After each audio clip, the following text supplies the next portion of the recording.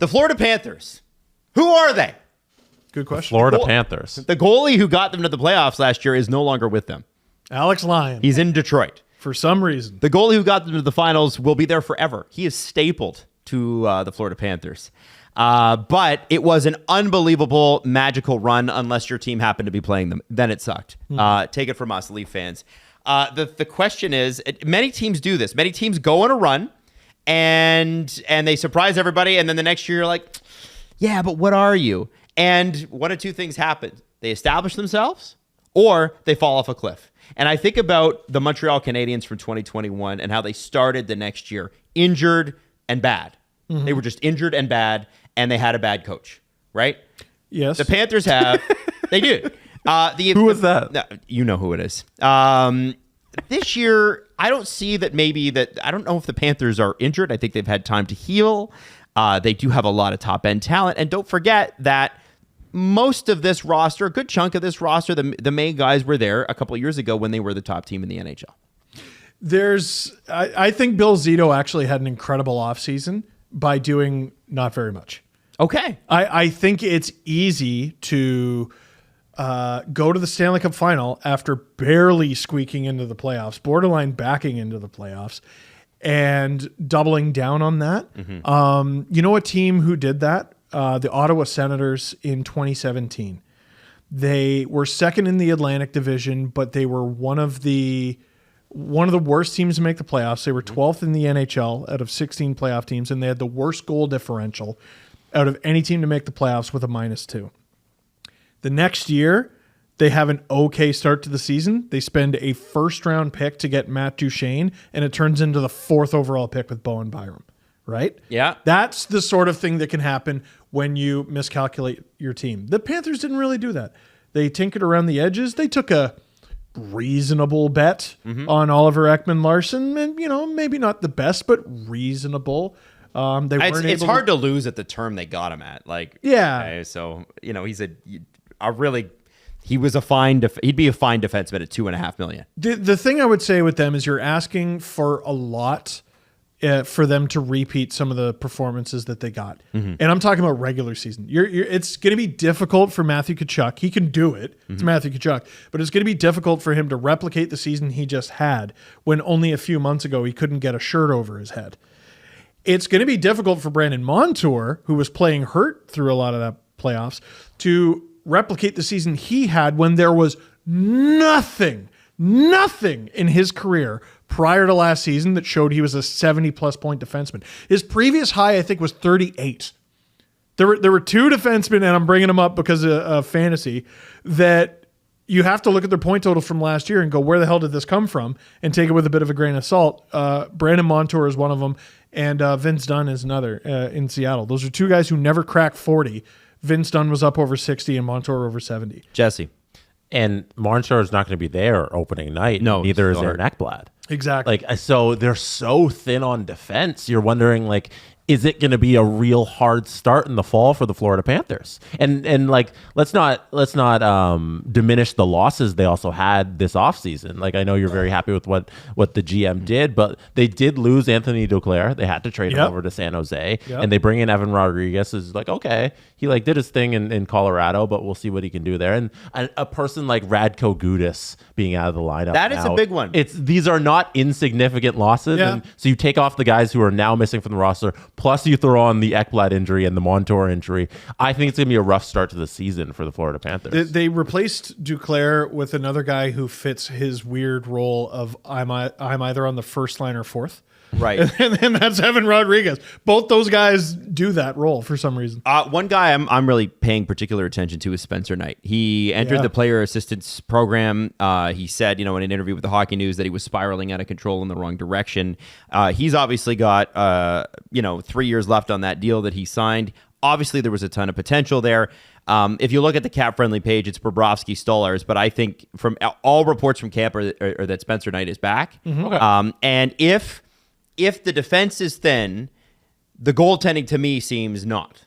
I can only go on what I saw from Bobrovsky in the postseason. If we get 80% of that this year, no one's going to score on the Florida Panthers. So we ignore the 82 game. I know. I mean, and this is what this is about. This isn't playoffs. This is only regular season. I think Bobrovsky is due. He's an on-year, off-year guy. He's kind of had 2 off years. I feel like we're due for an on in the regular season. Yeah, but he's a side-to-side 2-on-1 groin pull away from maybe never being the same again. Like this is a guy who he plays that sort of game down low. Mm-hmm. He's had some groin issues. Like this was the red flag with him signing that $10+ million contract. There's 3 years left, by the way. Man, 35 years old, Bobrovsky. Like he could have a great season and still get hurt in the middle of it. And now you're looking to make up 30, 40, 50 games. When was the last time Sergei Bobrovsky had a save percentage under 900 in the regular season? Under 900? Yep. Last year? Maybe with Columbus. Oh, no. He was above. He was Columbus years ago. 2 years. 2011, 2012 with Philadelphia Flyers. Wow. He's been weirdly consistent in terms of like, hey, he can put up 900 goaltending at the bare minute. Like his floor is pretty high. Right. It's the contract, eh? We get lost in the contract. And what did he have last year? 901. 901 last year is actually good. League average, I can't remember what it was. It's not much higher. You don't pay $10 million to get 900 goaltending, but if you're talking about a floor for goaltending for the Florida Panthers, they're going to get a pretty high floor here. They're not going to be abysmal in net like we see some other teams. Very good point. Yeah, so listen, the Panthers also have a bit of a rough situation in terms of draft picks. They have no first and no second this year. They have no first next year.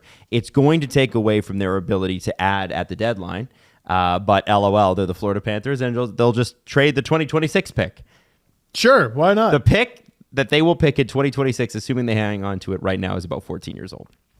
Oh, I was going to say Leo Dangle. That's pretty nuts. Right? No, the Glyns have a terrible record getting drafted by the Panthers. Yeah, no kidding. Video game reference. Let's talk about Alexander Barkov. Is he still the most underrated player in the league? Still, it feels like he's been around for decades, but I can't wait till that survey comes out and all the answers are the same. Yeah, it's Barkov. He's the most underrated. The player survey. The league is so boring, dude. Yeah. Like, who's the most underrated player? And they say the same guy for like 4 years. Barkov, 28 years old. That's it. These are his prime years. Kachuk, 25. Reinhart, 27. Bennett, 27. Verhaeghe, 28. Even Evan Rodriguez is only 30. Still a relatively youngish team in their prime. Age is not their problem. No, they'll be okay. And like, Barkov didn't even have the greatest playoff. Didn't need to. No, he didn't need to. I mean, whoever gets to play on his wings, what a blessed life. A best life and blessed life. Sam Bennett really has seen his career take off since joining Florida. Who could have thought? Who could have? What on earth were the Flames thinking? What were they thinking? Yeah, dude, Daryl Sutter had a time where he was an incredible coach in the NHL. That guy did lasting damage to the Calgary Flames. Was he even the coach when Bennett was there? Yeah, he was the guy who wouldn't play him. Oh, shit. Yeah. Really? He wouldn't play Sam, but Daryl Sutter wouldn't play a guy the most Daryl Sutter player on the Panthers. Human torpedo. I don't get it. I don't get it. Wow. Don't get it. Okay. Well, with all that in mind, and taking into account Ekblad and Mons, who are potentially being on LTIR to start, what do we see for the Florida Panthers this year in the division in terms of where they're going to place? This is a tough one. I think the Atlantic has a really thick mid-tier.